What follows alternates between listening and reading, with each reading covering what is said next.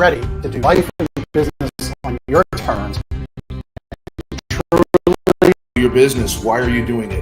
How is it going to change the world, and what's it going to do for your family? I want you to celebrate your success. Talk about the struggle, but I promise you, the story is in your struggle. They'll never be able to say that about me because people only see me working hard in anything that I'm doing whenever they see me. Focus on your success and the success of those around you. But being that constant in your community, good or bad, whether things are great in the community, bad in the community, who's steady? Unapologetically do business and life on your terms and truly live your big ticket life. What amazing guests living the big ticket life.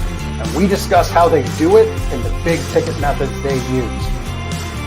The things that make your life successful so you do life and business on your terms. In and of itself, the only limitations that we really have on ourselves is the ones that we allow to be put on ourselves. And most people don't look at it in that perspective.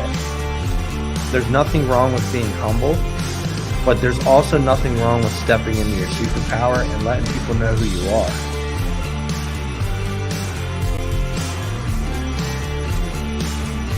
Get ready to do life and business on your terms and truly live your big ticket life.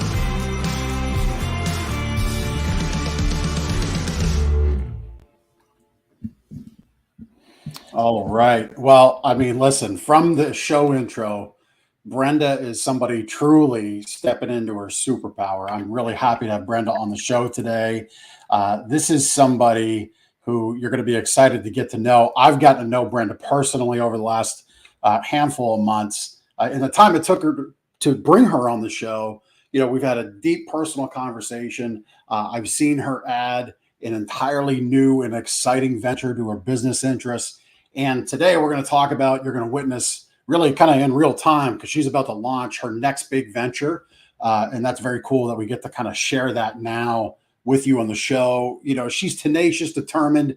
She has grace, because I let her down in March when I was on vacation, had tremendous technical difficulties. So we had to call an audible on that episode.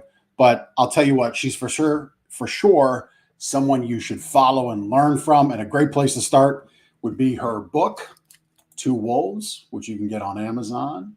Welcome to the show, Brenda Neckvatal. Really appreciate you being here.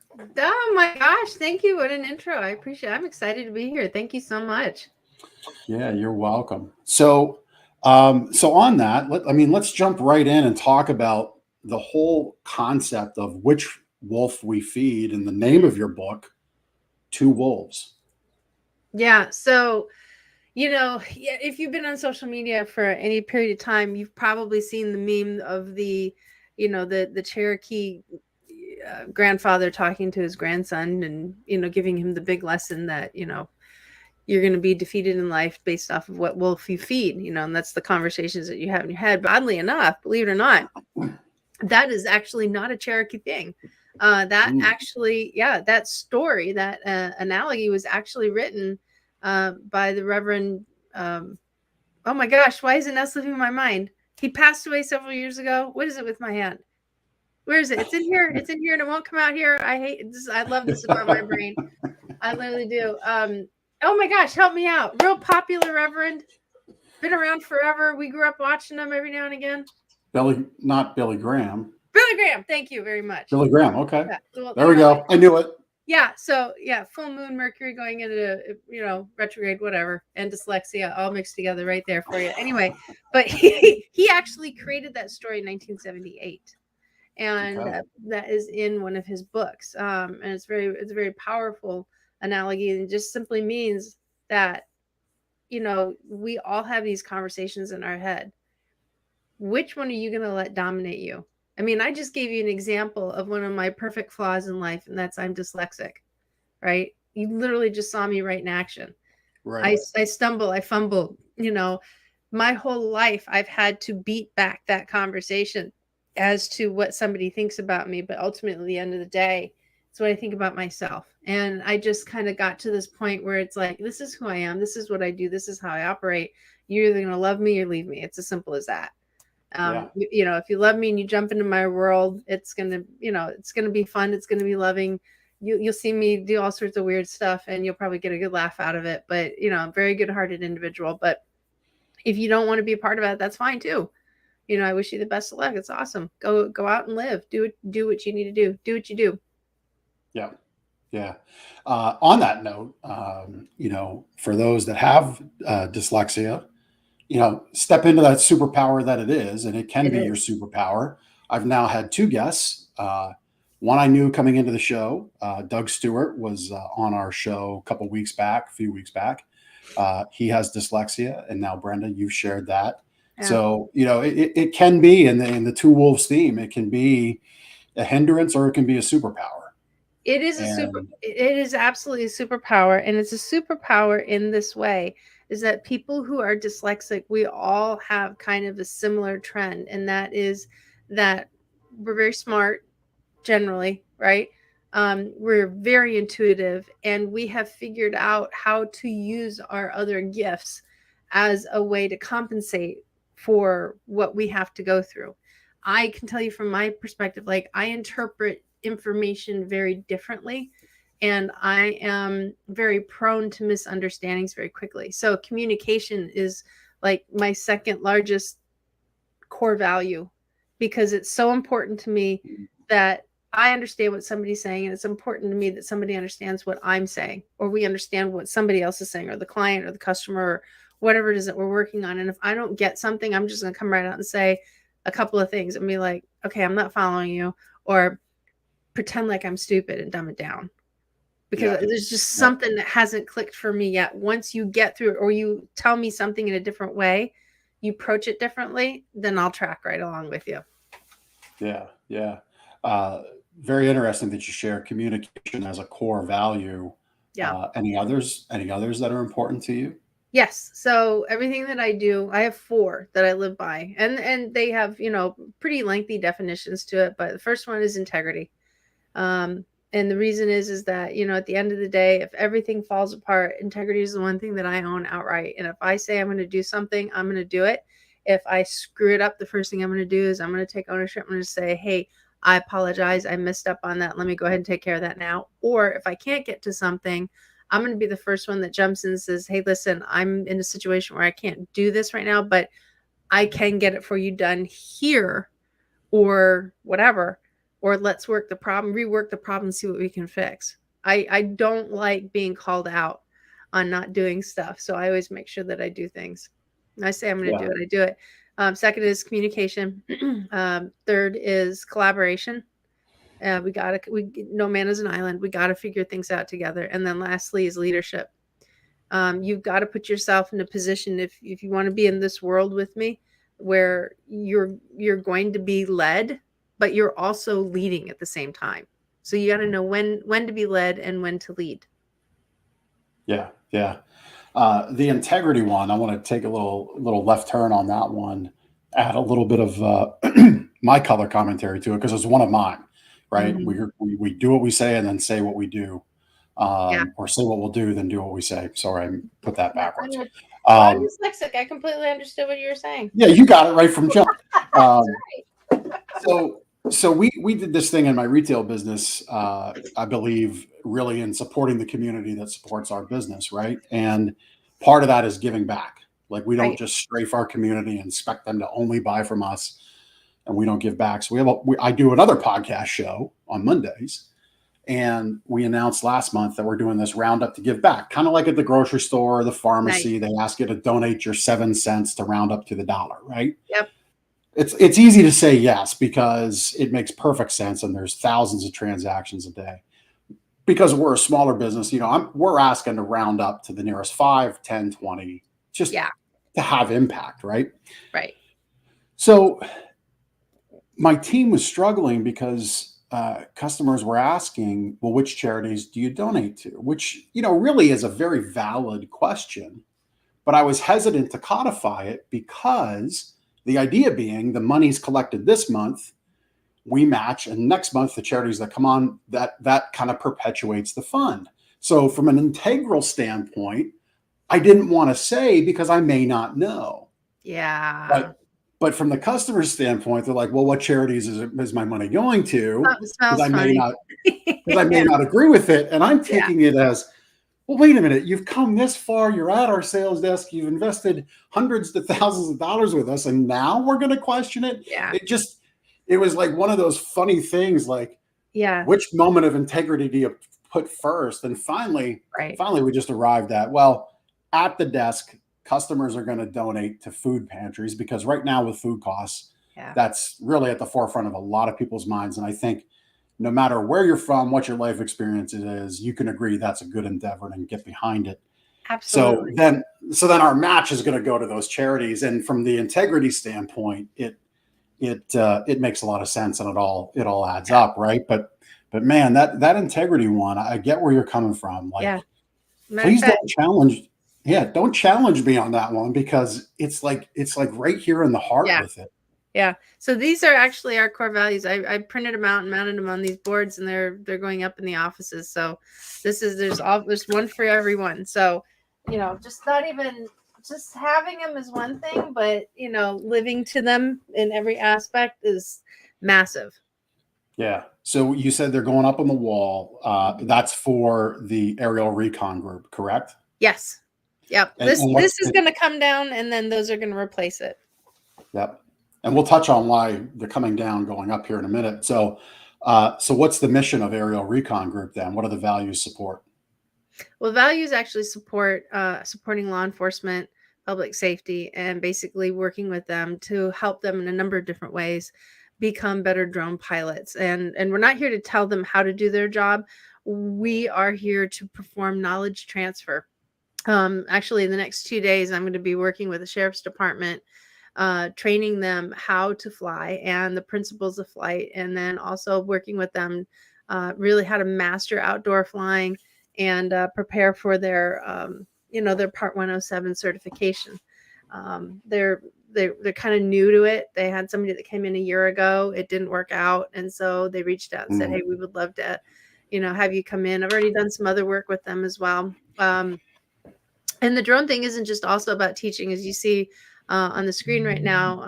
We actually are working to contract with the federal government and also other state agencies to be able to come in and assist during a post-catastrophic recovery and being able to fly and provide information back to incident command.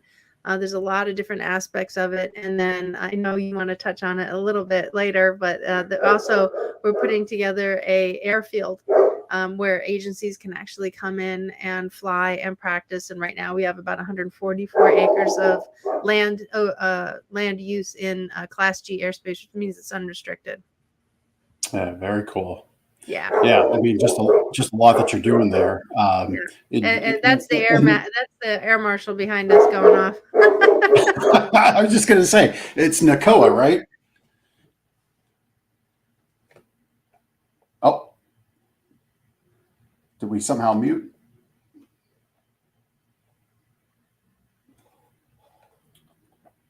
Not sure what happened there. We were barking, and then There you go. There we go. We're back. Yep. So anyway, NACOA's got a lot to say on the topic too. Usually does, yeah. Yeah. So we said, coming down, going up. So prior to all this cool drone recon, supporting law enforcement work that you're doing, you are going to either continue or have, maybe you can share your HR business. So what's the genesis there? What's happening with that? So I do have a book of business. I do have quite a few clients that I currently work with. And, even though I'm expanding this other area, if somebody needs help, with human resources, I'm more than happy to help them out. It's really kind of funny that crisis management has led me into, a very lengthy career in human resources. And now it's transferring skill set into, this drone operation business that I've got going on in this training. When it hits the fan, it's amazing. There's a lot of parallels to it. Right. Yeah, absolutely. It really is. So, in the HR field, like the whole HR world it's changing. The world is changing. There's a tremendous amount of case law changing, and it's getting more challenging for employers to work and lead and develop, their people. I mean, and it's predicated, what we see challenge is also predicated on the fact that what we see in the media as well. So, we're getting more jaded as, more negative news is coming out, and the things that we're hearing. I mean, just no secret, Yeah. this country is vastly divided in a Yeah. lot of different ways. But when you shut down the social media, when you shut down the media, and you just start engaging with people in general, you will learn that, you just keep putting good out in the world, it's going to come back at you. Yeah. And Yeah. it doesn't always translate into business and leading people, unfortunately. Yeah. Because there's a lot Yeah. of entitlement right now. Yeah. I mean, I've seen data, political driven polling that when you look at the charting and the graphing of it, the ability for people to move off of positions on the left and the right of things, both positions come in off the sides, they spike up and they drop. And in between is this vast wasteland of inability to dialogue and have discussion and even try to understand another side. So you're 100% right, but I see an opportunity in that vast middle. Folks like yourself, myself, our friends in Apex, our friends connected to that circle outside of it, we actively choose, like you said, to put good out there, and then good comes back in. Yeah. For Absolutely. me, that active decision to do that about a year ago has transformed my interaction with social media. It's actually more positive than it's ever been, which sounds weird. Yeah. Based on what you just shared, but it is. I mean, do you have anything to share to like kind of expand on that? It's really interesting, and I'm going to make a statement here, and it's not intended to knock down or bash or anything, but HR in general over the last several years has really been kind of looked at. I've watched it through my career as from becoming this like high valued partner in business to now HR is the no person, like even more so than before. And a lot of people who don't know or don't understand what HR is about. There's a lot of entrepreneurs out there that have not had the kind of Fortune 500 experience that I've had. There's a lot of entrepreneurs out there who started in their basements, in their closets. I mean, literally, I'm like in a an old closet in my house, right? I'm doing the exact same thing. I just happen to know a little bit better, but the people that are, they're grassroots business leaders, and they're really good at what they do, but they don't have the experience of working with somebody in human resources that is there to help them through. They kind of see like, well, you can't do that. They hear that as you're an obstacle in my way. So it's really a thick wall to get through to say, here's what you can do. It may not be ideal, but listen, let's at least start here, and we can start plowing a road forward. I mean, even some of the clients that I've worked with for years, every now and again, I'll get blasted out of my skin because they're just frustrated. It's like, look, dude, I don't write the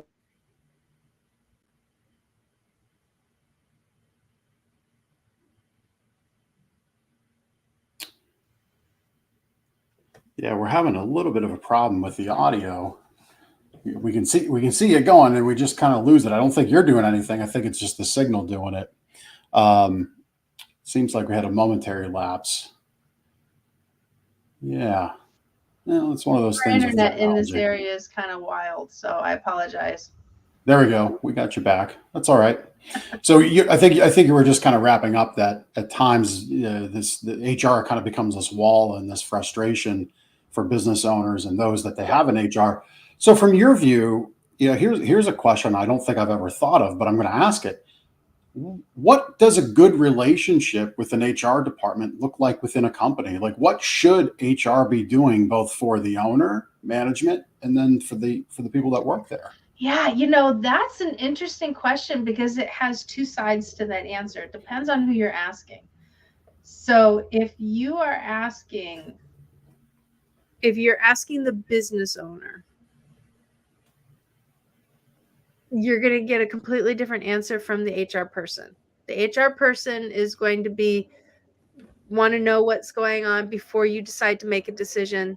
The HR person is going to be like, have a seat at the table, being part of the planning process, helping mitigate risk, helping to come up with ideas. How do we be more efficient and more effective?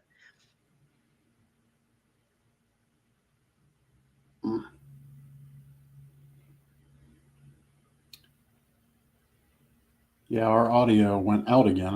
That's an odd one. Can you hear me now? I can hear you now. Okay, because I now can't hear you, which is really weird. That is odd. It's a first for everything in life. The internet is, we got two force multipliers coming together. And Hold on 1 second. so, Brenda, I can hear you. Okay, now I can hear you. Yeah. I have a gremlin in my system, apparently. Yeah. So I don't know. I apologize. I'm not really quite sure what's going on. I got my feet crossed, staying away from cables. My hands are under my legs as I'm sitting. I really don't know what's going on. But anyway, we're gonna will it to work. Hey, you know what? We'll just keep doing it. Just keep. But you know what? That's like, this is a perfect example of what happens in everything in life. It's like, stuff comes up. Just keep moving forward. Yeah. We could decide to feed into it and be like, "Oh, this is terrible. Let's just wrap it up." Yeah. But we're gonna push through, and we're gonna drop the bombs and the nuggets on people, and folks are gonna learn something from our time today. So I'll tell you what. I'll quickly wrap up the question, and I'll answer it like this. So depends on who you ask, right? Your business leaders are going to be looking to HR to help keep everybody out of trouble. Your HR.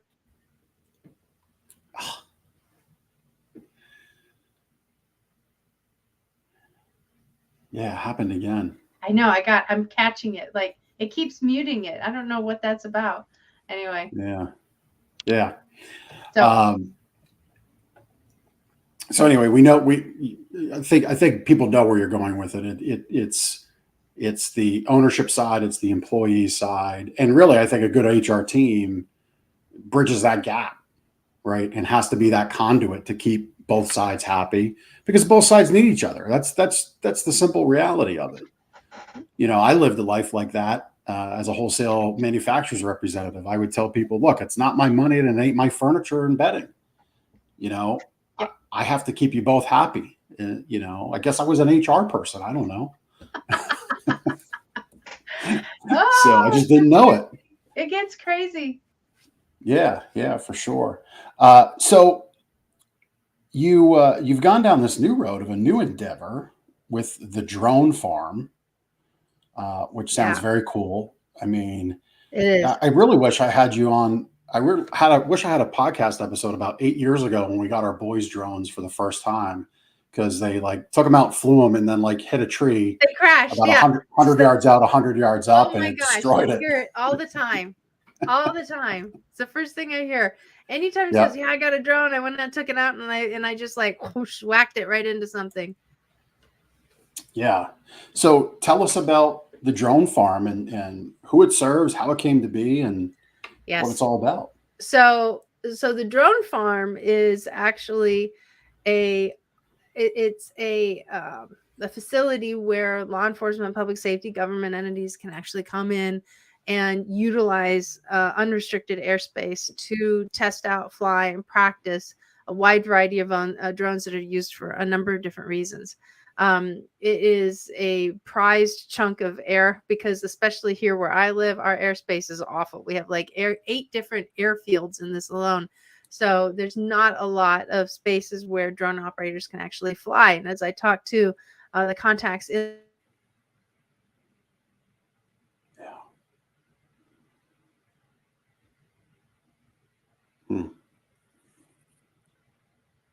Yeah, we lost that audio again. Maybe what we need to do, our producer Chris. I got them. Oh.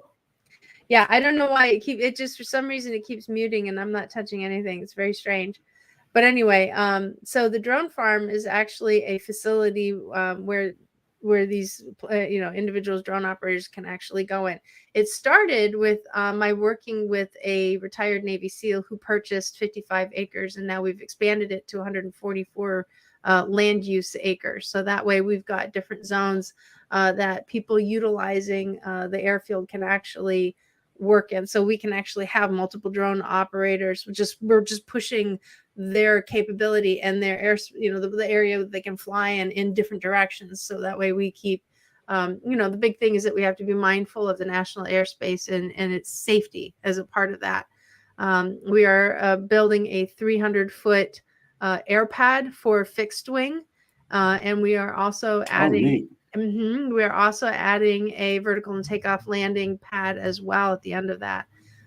It will have like a little staging area. So if we have, different military branches of special operations come in, they can actually go behind a closed area, set their stuff up so that way people can't really see, the technology and stuff like that. It's literally out in the middle of nowhere. But they'll be able to go ahead and actually, fly in an area where they can get a little bit more air practice and, preparation for the defense of the country. They're not blowing anything up. They're not doing anything. They still have to abide. Everybody has to abide by the FAA regulations for the Part 107, which is what is required for unmanned small aerial vehicles like drones. So it's pretty awesome. And we're opening June 15th. This is the fastest opening in business that I've ever done in my life. Like last night, you were mentioning that, you'd like to talk about something that came up. Well, last night we were looking at something and all of a sudden I'm just like, oh my gosh, this isn't good. This is going to potentially hold us back. And, it was just a misinterpretation of some information. And I reached out to a contact at the FAA and got it back. This is my team that you guys are looking at right here on the website. They're awesome. Ethan and I are actually training tomorrow, which is going to be really great. All of them are retired SEALs in some capacity, either medically or they, just exited, or they retired after full service. I'm the only one, obviously, that is not. We're spread way across the country. So we've got people throughout that if there's an agency that wants to train with us or wants to come up, or we can go out to them. And we do public service. We do, law enforcement. We're working with forensics as well. To teach forensic technicians how to fly drones. Oh, neat.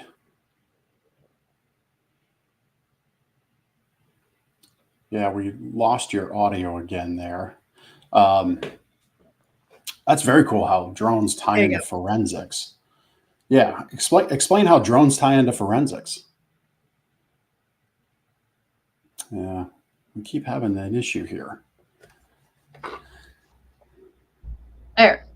Drones can actually work to grab images and create and stitch together a 2D and 3D image of the area. So it gives the scene more depth and breadth to look at and a little bit more context, because you do get that contouring that you get in 3D and 2D imagery. And so that's how drones can actually help. Yeah, very cool. Very cool. So, obviously I can tell your passion for this. I kind of came into your life, got to know you, about 6-7 months ago, and kind of saw this pendulum shift of excitement. Not that you're abandoning your HR clients, it's just you're your own business person. You have the opportunity to chase your own endeavors and dreams. If I'm kind of reading between the lines, this is exciting to you for a pretty special reason, because when you were a young adult, you had a dream of being able to fly an aircraft, but weren't able to do that. So this ties in directly. So why don't you share that story? Because I think it's very cool. So I was 16 years old, 15 years old, and we had, so I grew up in Erie, Pennsylvania, very small town. And we had an air show that happened. And so we had, U.S. Air. This is back in the day where it went from Allegheny to U.S. Air to U.S. Airways. And then U.S. Airways became part of American.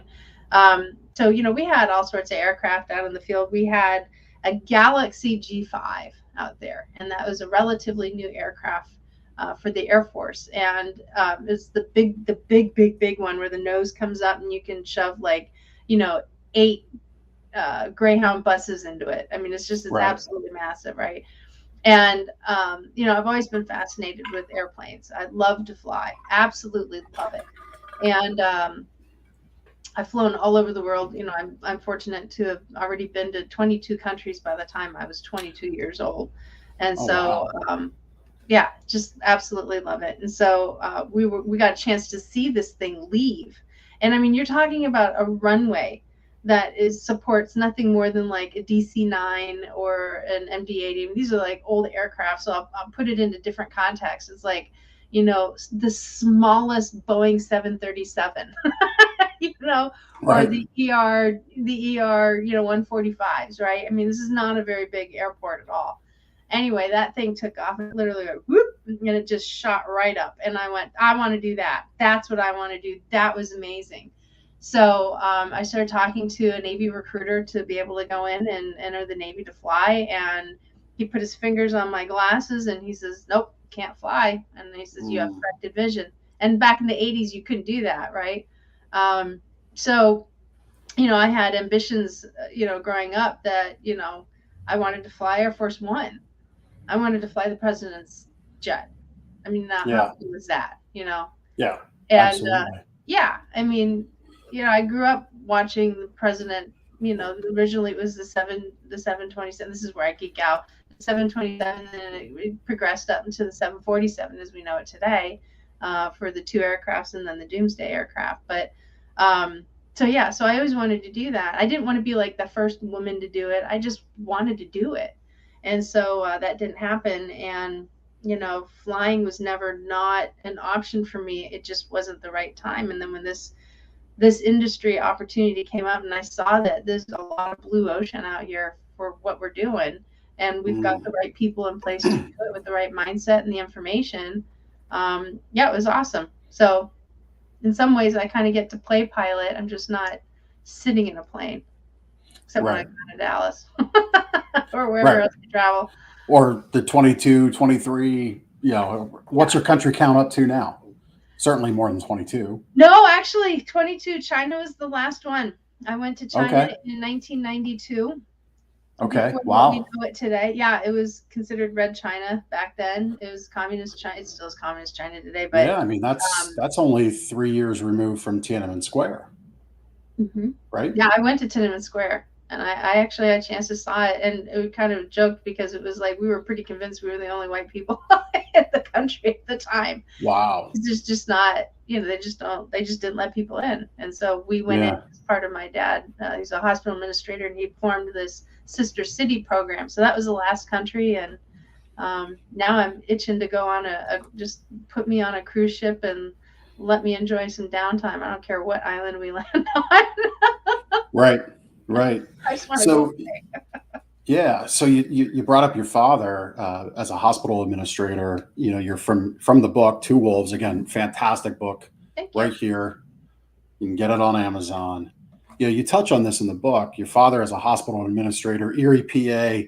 I think a lot of people know Erie, but it is a smaller town, right? It's not a Philadelphia. It's not a Pittsburgh. Oh no, not at all. So your dad was a high profile guy, and there was a lot of perception there, positive, negative, all points in between. How did you take, the perceptions put upon you and your family, and how did you kind of take what you learned from those years? Because as business owners, we get a lot of that perception, a lot of assumption, a lot of judgment thrown down on us. How are those lessons that you might have learned in childhood? How have you brought them forth as a business owner?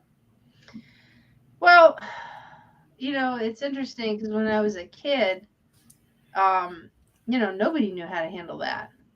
I mean, there's no guidebook for something like that. I think we're more used to it now as a society because we have social media, and there's a ton of judgment on social media. But back then, when you would pick, I was like 13 years old and picking up the phone, and people who were aggravated about whatever they thought was going on at the hospital or whatever the paper was writing or whatnot, because let's face it, news isn't always necessarily kind. And to hear somebody saying that they're going to kick your dad's ass, or they're, you're getting a death threat, and then nobody takes it seriously in your family. I mean, that's a lot of beatdown. There's a lot of beatdown for many, many years. And it wasn't easy. It was actually really awful.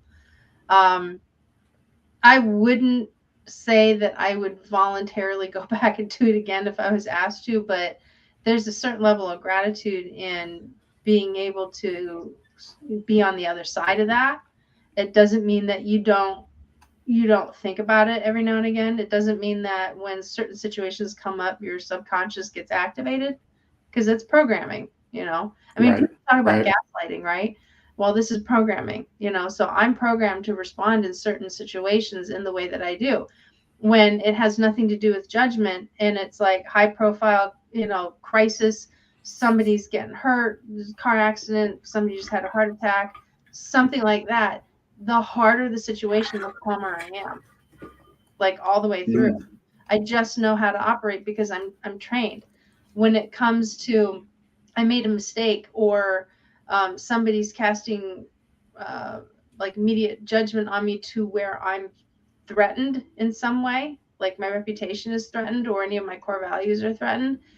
I'm programmed a certain way. I don't do very well on the inside. You would never know it on the outside. You can tell that I'm concerned about something, but Right. that takes a lot of management to actually see the trees through the forest, and that's taken a long time to figure out how to do that, because it was the judgment as a consequence, and the judgment and the repercussions of judgment, that is what I was surrounded with. Yeah. Yeah, and it was just, so being judged, I respond either a couple ways. If I don't know you, I really don't care. If it's somebody that Right. I'm close to, or somebody that I've known for many years, and all of a sudden judgment comes up, I don't have the same reaction. It's a completely different internal mechanism that gets sounded off, and it takes a lot of energy to work through, so it doesn't own me. Right. Right. You said something maybe about a minute ago about you wouldn't go necessarily go back and do it again, but you have gratitude for those moments. Yeah. And it kind of reminds me of a statement I've heard, around our circles of, it doesn't happen to us, it happens for us. Yeah. Right. So would you say that was the situation? Like, Yeah. do you look at it that way now? Absolutely. And it's easier to look at that when you're at peace in that manner. It's hard to keep Yeah. that in mind when you're in conflict with yourself over it, Right. or when you're living it. Brandon Brittingham has been on your show. He posted Hmm. in our group today that you are going to have, how successful you're going to be in life and in business is all based off of how much pain you're capable of taking. And Mm. there's a lot of I pain in haven't. life. Yeah, that man is That's a so good one. I profound. haven't seen it yet. I haven't been in yet today. But He's such a profound thinker when it comes to that. I mean, he's brilliant at what he says. Absolutely brilliant. yep. I will never forget that phrase that he said, because that is absolutely true. How successful you are in life and business is all predicated and all dependent upon how much pain you are capable of maintaining. And those that aren't able to stand up to it, or don't think that they can, or whatever, they're gonna find a level of comfort, and they're gonna stay there. Yep. And you know what? There's nothing wrong with that either. Yeah. But if Yeah. you really want to be successful in anything, you're gonna have to take it to the top. Yeah. Yeah. 100%. And I think through, we I think dropped the word entitlement a couple times in this episode. That those two statements, having entitlement and being able to accept pain for success, they directly butt heads, right? Oh yeah, And so I far. think, yeah, I think through a spiritual lens, I think the way I look at things is when we're tested, to me, we're being tested because we've shown we've got the strength to be tested. We've got the shoulders, the backbone to carry the load. And part of that is there will be light to shine on the other side of that test. Mm-hmm. Right. Yep. So, if you're listening to this is pretty, we went a little deep here. It's more than drones and HR. I know, right? But this is why I love doing the show like this, because we kind of bounce around our guests and the things they're involved in, and we always kind of touch on this kind of cool stuff. But Yeah, I mean, what Brenda said, she was grateful for that struggle because it Yeah. framed and built the foundation of her success today. And I still go through it. I mean, I'm 50 years old. You would think that 50 years old, I wouldn't be going through this. I go through it once a week, you know, Right. I mean, at least once a week. But here's the difference is that quitting is not an option for me. It never has been, right? Right. Look how many years it took for me to be able to fly. Yeah. Do the math. You may have to take a shoe off or two, but you can definitely 16. do it. See, I've known long enough. I'm not going to blurt out the number. I know it, but I know around ladies you don't talk about age too much. Oh, hey, listen, I let the cat out of the bag already. It's all good. but I mean, but that's the reality of it. And it's like we are all tested. Every single one of us are tested, and we're going to do one of two things. We're either going to step up or we're going to step out. And whatever you decide to do in your life is fine. If you want to step out and say, hey, listen, you know, this entrepreneur thing is not for me, or, you know, this is like way more than I feel comfortable with because my priorities are different and I want to spend more time with my family. You know, look, one of my dad's former, oh my gosh, I haven't thought about this in years. One of my dad's former chiefs, on one of the chiefs of the company, I won't say which one it was, just in case he's listening. But he made the decision that he did not want to go any higher than what he was in the organization. He did not want to put his name in the hat as a successor, as a CEO, of which he would have been really great at. And he made it very clearly. He says, because I want to spend time with my family. And he knew taking that step, he was tested, right? And he knew taking that step would have taken away from his kids. And a lot of it is because he saw what happened, you know, with our father, with my dad. And not that it is what it is, you know, it's just, I'm not going to label it as good or bad, but that's just what it is. He recognized that that's not what I want. He was tested and went, no, this is not where my priorities lie. If you want to, you know, sit around and watch TV and play video games with your kids every day after school for, you know, 6 hours after they get their homework done, that's great. You're not going to be a successful entrepreneur in the beginning and still have that. That's a fact and a reality. Yeah, I mean, choices are, I mean, good on that individual for making the conscious choice of saying, you know what, this promotion does carry great responsibility. And because of that reason, my purpose or my desire for my family trumps that, and I can't do both. So in a way, that was great. But yeah, I love what you said, step up or step out. I mean, you can't play video games for 6 hours and expect to be on the level of success of you or I or anyone else that's not playing video games for 6 hours. Right. Unless you're a video game writer. and there you go. But you know, that's not us. And you know, and if you think you can do that, that's great. But there are other things that are going to start degrading too. Your health is going to fall to crap. Your relationships are going to fall to crap. Your sense of security is going to go to the wayside, even though you may have a ton of money, because human beings aren't meant to be alone. And that's a very isolating type of activity. You know, there's going to be give and take. And if you break down into, like, if you look at the 6 F's, right? You're not going to be able to balance everything equally. So figure out what's important to you and what you're willing to release or let go. But you're not going to be successful at balancing everything. And if you'll probably die trying. That's the reality. Yeah. Yeah. I had a guest on the show that made a great analogy to trying to always seek balance, because when things are balanced, the needle reads 0. You know, and I think that's a great way to look at trying to chase balance, right? I think when you have your values aligned, you're clear on your mission, you're clear on what's most important to you, balance just kind of comes along and it fits. You don't chase it anymore. I think people who chase balance don't have the ladder in order. They don't have their values and their mission in order. They're not clear on what their purpose is. So balance kind of replaces that, like, busy work thinking you're being productive.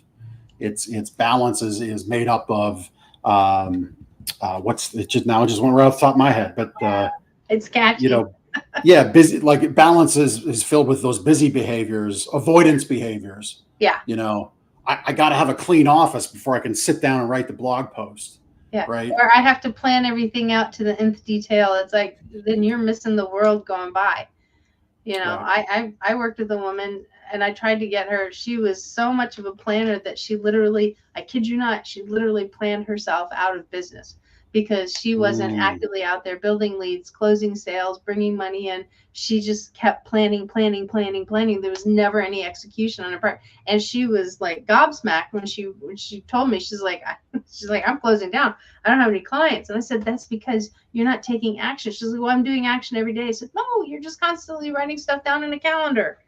You're not engaging your audience. You're not engaging your market, and you're not bringing in revenue. That's how you stay alive. Yeah. Yeah, exactly. Yeah. You have to, sometimes you just have to start. The hardest part is that start, but starting doesn't mean perfection. Starting often means action. Yeah. With an eye on what that goal is. Yeah.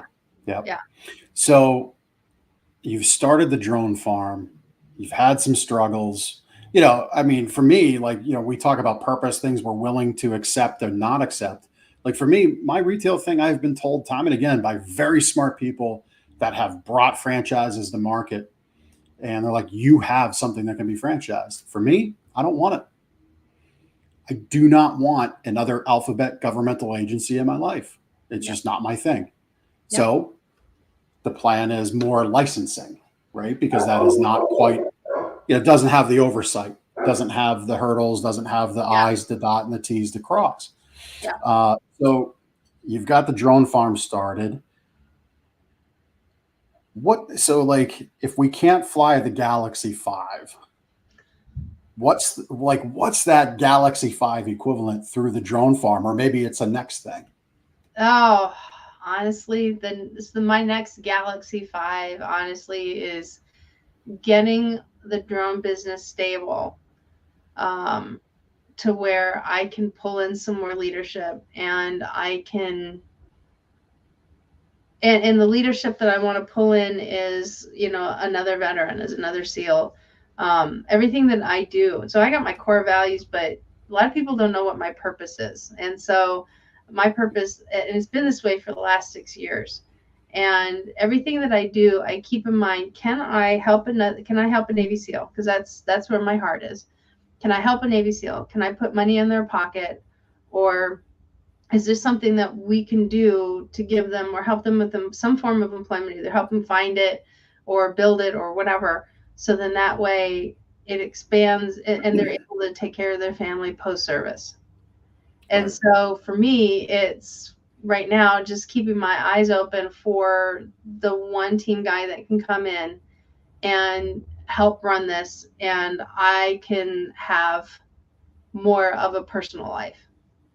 And that would be spending time with, you know, my friend, or you know, playing with the dogs together, or you know, doing whatever we do together when we connect, right?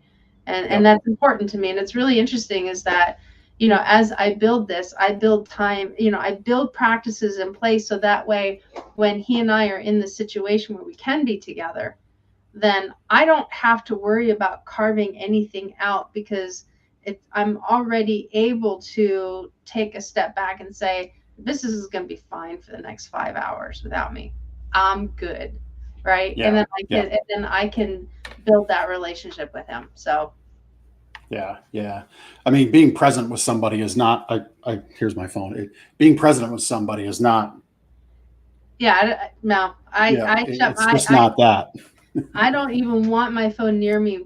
The only time my phone is near, I'm about ready to sneeze, sorry, is when we're sitting out on the front porch, hanging out, drinking a bourbon or whiskey or whatever we're drinking, and literally my iPod from my phone is piped through the Bluetooth on the speaker. That's it. I don't look at anything else. That thing is face down. If I don't like the song, I shake it and it moves to the next one.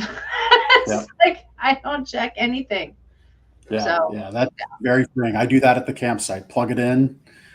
charge it up, sets up the kitchen at the outdoor kitchen in the corner of the site, and got that on the hooked up on the Flip 5 speaker, I think it's called, and Yeah.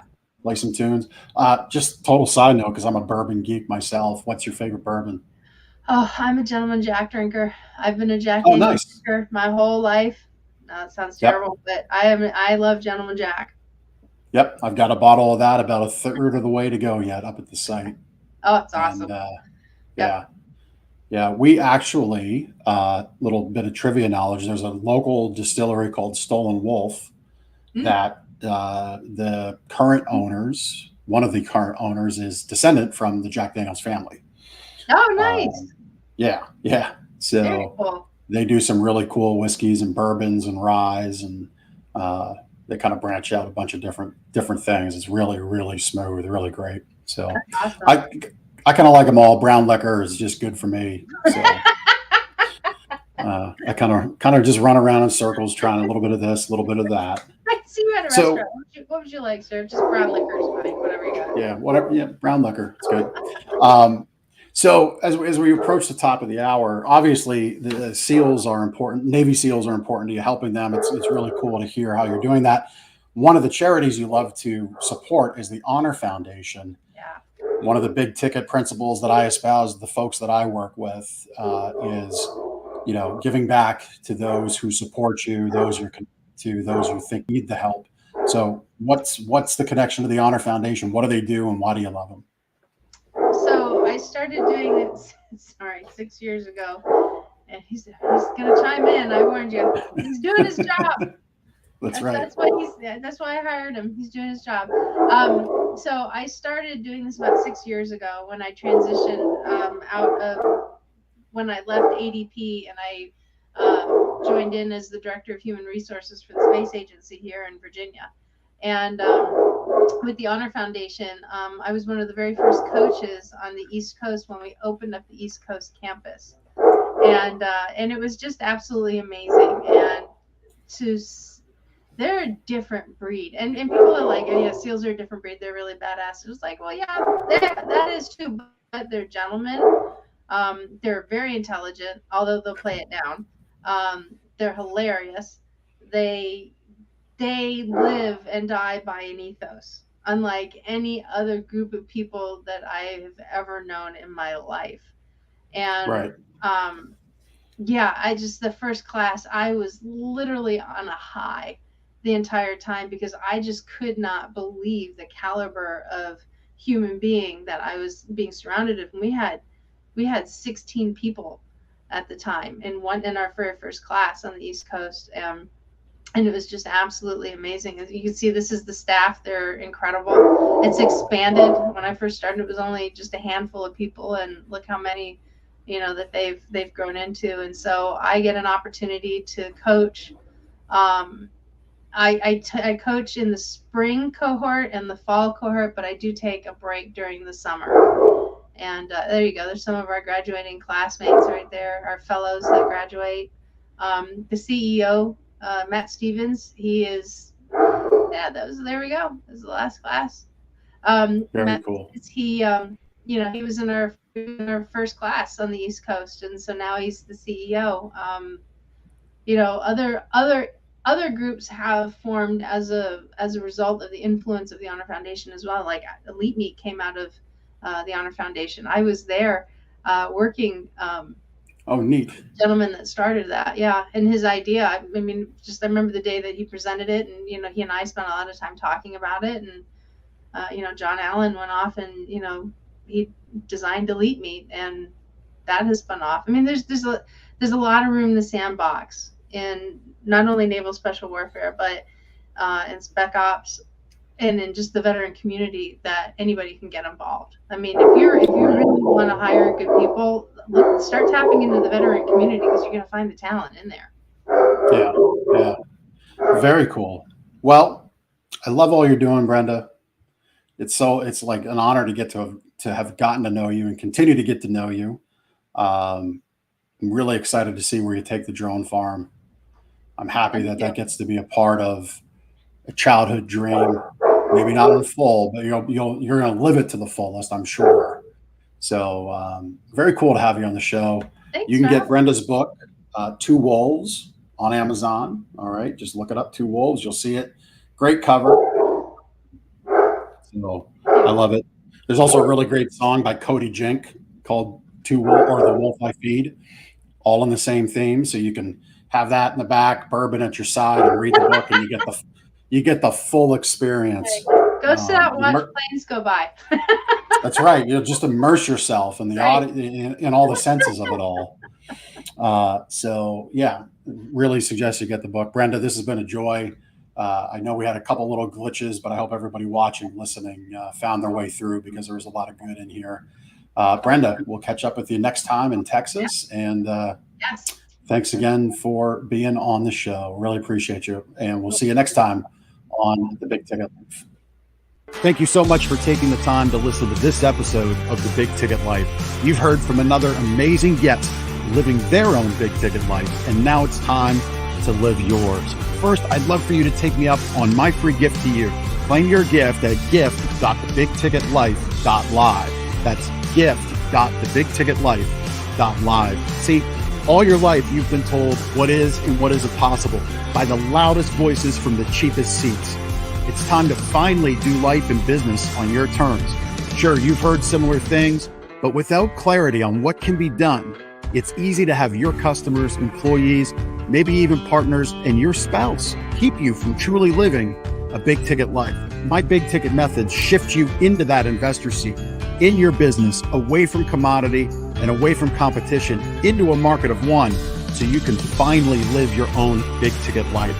So my gift to you is for you to book your discovery call today, where we'll uncover first the Chivo behaviors, those chief everything officer behaviors that hold you back, and why moving into the investor seat in your own business is critical. 2, we'll uncover the premium position that's up for grabs right now in your market that you're missing out on. And 3, which big ticket methodologies are just waiting to be dropped into your business to explode your sales and profits. So again, thanks for listening to this episode. I'd love for you to take action right now. Accept this gift, book your call, go to gift.thebigticketlife.live. Again, that's gift.thebigticketlife.live.